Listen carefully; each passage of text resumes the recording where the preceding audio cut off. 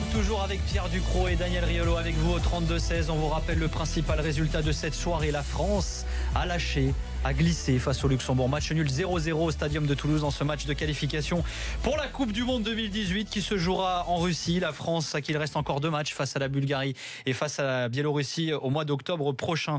Avant de vous donner les autres résultats de cette soirée, on va aller retrouver Eric Salio, US Open, Lucas Pouille face à Schwartzmann, c'est ça? Je crois qu'il était mort, Eric. Merde alors. Il est mort, mais tu sais, il s'est fait soigner 4 fois et là maintenant c'est fini. Ouais, il y a 2-7-1 donc pour Schwartzmann, mais c'est comme dans le foot. Tu joues une équipe à 10, t'as pas gagné le match, hein, donc il faut jouer juste, faut pas se tromper sur le plan tactique. Il arrêtait pas de faire signe, genre j'arrête, j'ai trop mal. Il bouge moins bien, mais il a encore un bras fantastique et il suffit que Lucas commette quelques petites erreurs tactiques, que Lucas se mette à douter et le match n'est pas plié du tout, de partout, dans le 4e set, 30-A, et Schwartzmann qui sent que Lucas est en train de se tendre, donc lui se dit sur un malentendu ça peut passer. Donc là les minutes qui vont suivre vont être déterminantes. Donc 2-7-1 pour Schwartzmann et Lucas Pouille est à 2 partout au 4e. Il est diminué l'Argentin, mais il n'est pas mort du tout. Merci beaucoup Eric. Les autres résultats foot de cette soirée: la Croatie a battu le Kosovo 1-0. Dans le groupe de la France, la Suède est allée s'imposer 4-0 en Biélorussie et les Pays-Bas se sont imposés 3-1 face à la Bulgarie. L'Estonie a battu Chypre 1-0. Les îles Féroé ont gagné 1-0 aussi face à Andorre. La Bosnie est allée gagner 4-0 à Gibraltar. La Belgique s'est qualifiée 2-1 en Grèce, ce qui veut dire que la Belgique est qualifiée. Voilà, ça fait pour l'instant Russie, Brésil, Iran, Japon et Belgique qualifiés pour la prochaine Coupe du Monde, en plus du pays organisateur, la Russie. De Thomas Meunier. La Belgique, c'est vrai qu'à chaque fois j'oublie. La Belgique de Thomas Meunier est qualifiée pour la prochaine Coupe du Monde. Le Portugal a battu la Hongrie 1-0 et la Suisse s'est imposée 3-0 face à la Lettonie. Dans le groupe de la France est leader avec 1 point d'avance sur la Suède. Dans le groupe de la Suisse et du Portugal, les Suisses sont toujours devant avec 3 points d'avance sur les Portugais. Voilà pour les résultats de cette soirée. Et puis la Belgique donc qui termine première de son groupe. Derrière, alors il y a la Bosnie qui a 1 point d'avance sur la Grèce. On vous rappelle que les premiers de chaque groupe sont qualifiés et les 8 meilleurs deuxièmes, ça veut dire qu'il y a un deuxième qui va sauter. Il aura dans l'os. Voilà, exactement. Tiens, on a un supporter suisse qui nous a appelé au 32-16. Qu'est-ce qu'il vient foutre là? Eh ben écoute, il est leader de son groupe.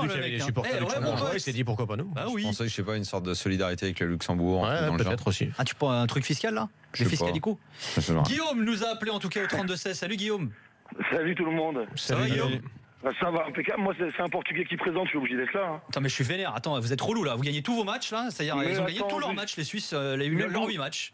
Bah, vous avez été champion d'Europe, on vous a remis sur terre 2-0, c'était ça, c'est clair. Ça, c'est vrai. Et voilà, juste pour que vous sachiez, le dernier match du groupe, Portugal-Suisse. Et le Portugal, même s'il battait la Suisse 3-1, 4-2, 5-3, on est devant quand même. Pourquoi? Non, c'est à la différence de but. Non, c'est la différence de but générale, mon gars. Et donc pour l'instant, le Portugal serait devant. Non, c'est la différence de but générale d'abord. C'est le premier critère. La forme de Seferovic actuellement qui a mis les 3 buts de sa carrière. Là, sur normal, mon pote, il est parti au Portugal, au Benfica. Maintenant, il a appris. Il a viré Mitroglou et c'est l'OM qui le récupère. Ouais. C'est vrai, c'est ce qui est vrai. C'est le seul mec, même quand je joue à FIFA, je le mets pas sur le terrain. Qui c'est, Mitroglou? Non, Seferovic. Ah ouais, à ce point-là. C'est catastrophique. Devant lui, il y a Derdiok qui a 45 ans, il y a Dermis qui joue plus mais avec son genou en bois. Derdiok il a 28 ans. Tu sais, 2 secondes, puisque tu parles de ça. Puisque tu parles de ça, moi quand je jouais à FIFA, j'ai un peu arrêté. Dans mon équipe FUT, à un moment j'ai eu le blé pour me payer Pogba. Je l'ai acheté, je l'ai mis. Je l'ai enlevé au bout de 2 semaines, je faisais rien avec lui. Ouais, mais ça, j'arrivais pas à faire une fixation. Ouais, mais ça c'est psychosomatique. Je le mettais dans mon équipe. J'avais économisé le blé pendant je sais pas combien de temps. Quand j'ai pu, je l'ai acheté, je le mettais, putain, je perdais quand il était là. Je l'ai foutu sur le banc, le cerveau et les pouces. Et j'ai même fini par le revendre. Je l'ai même revendu. J'en avais marre, je savais pas quoi faire avec lui. Daniel, c'est un schizophrène. Moins bien que ce que j'ai acheté. Daniel, c'est un schiz. Il a pris Pogba, il a pris Evra, il a mis Jean-Michel Aulas comme président. Non, Evra, jamais de la vie. Pogba, je l'ai pris. Putain, j'arrivais à rien. Il y en avait 2 comme ça, j'arrivais pas à comprendre comment les faire jouer. Il y avait lui et un autre comme ça, un faux bon.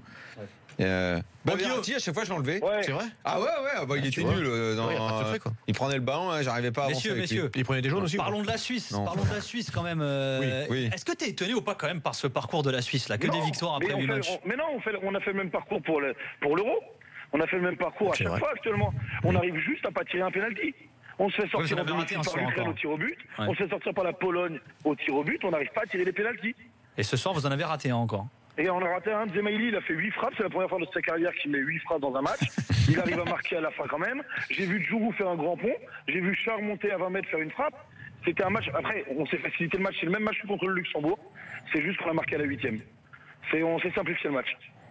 Et par contre, il va falloir quand même considérer la Suisse dans les grandes nations quand même. Parce que la Suisse s'est permis le luxe de perdre contre le Luxembourg. Et vous l'avez pas dit. Non, on l'avait pas dit, non. Ouais. En 2010. Exact. Pendant la qualification de la Coupe du Monde. C'est vrai, t'as raison. Ils étaient venus nous battre chez nous, ce que le Portugal n'a pas fait. C'est vrai. Écoute-moi bien, Guillaume. Le Luxembourg, c'est un peu le Portugal aussi, d'accord? T'as vu tous les gars qu'il y a dans cette équipe ou pas?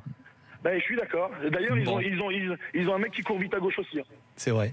Ouais. Mais dis-moi, toi, t'habites où, dans l'Oise, c'est ça? Moi, j'habite dans l'Oise et je suis. Mais d'où t'es suisse alors? Je suis mon père, pas mon père. D'accord. Ouais. D'ailleurs, envie d'être suisse, Chachina, que t'habites dans les Yvelines, toi. C'est quoi le rapport? T'es pas au Portugal? Non, non, moi je gagne. Non, mais c'est pas à toi qu'on parlait. Est-ce que tu es grand, Guillaume? 1,85. Ah, ok, donc t'es pas petit. Non. Voilà. Non, je suis un grand Suisse.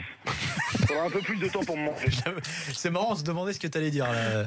Bon, en tout cas, merci Guillaume. Et bravo mon gars. On va essayer. Hein. Bravo pour la qualité de ton football et la qualité de ta sélection. Hein. Voilà. Et puis ça fait rêver de marquer à la 8e minute. Ouais, ça arrive pas à tout le monde. Bonne soirée à toi Guillaume, à bientôt. Ciao.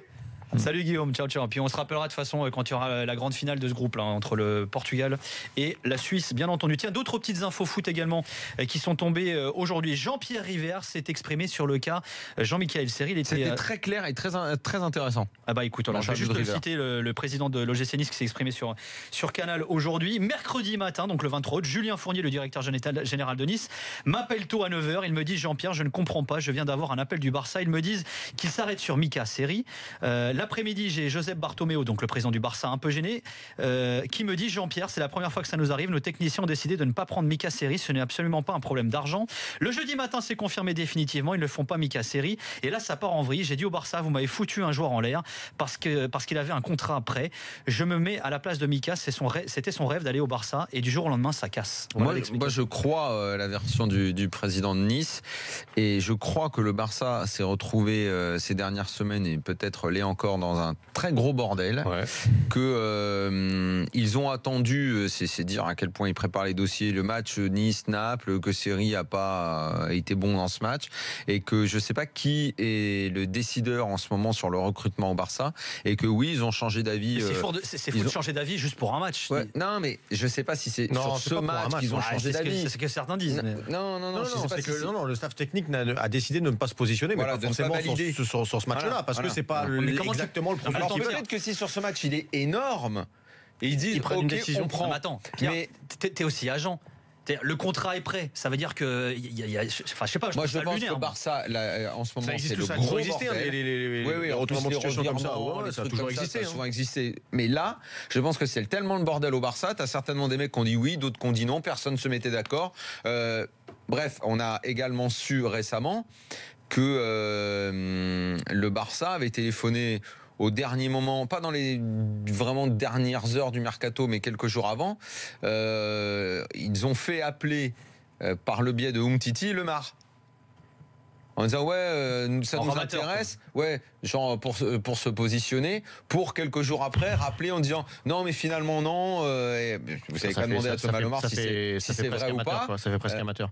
Est-ce qu'au Barça c'est tellement le bordel en ce moment? Est-ce qu'il n'y en a pas intérêt? Il y en a pas quelques-uns qui ont intérêt aussi à ce que ça? Tu penses ça Moi je crois pas. En tout cas je souhaite que j'espère que l'entourage de Jean-Michel Seri va tranquilliser le joueur, parce que ça a d'autres affaires. Il faut c'est lui qui va payer les pots cassés, sinon s'il ne revient pas à son niveau, etc. Donc, faut qu'il se remette la tête à l'endroit. Et moi je crois que River et Fournier ont été clean sur le dossier, parce que pour un mec qu'ils avaient acheté même pas 1 million, une revente à 40 millions, c'était un coup fantastique. Ça aurait été, et qu'évidemment il l'aurait fait.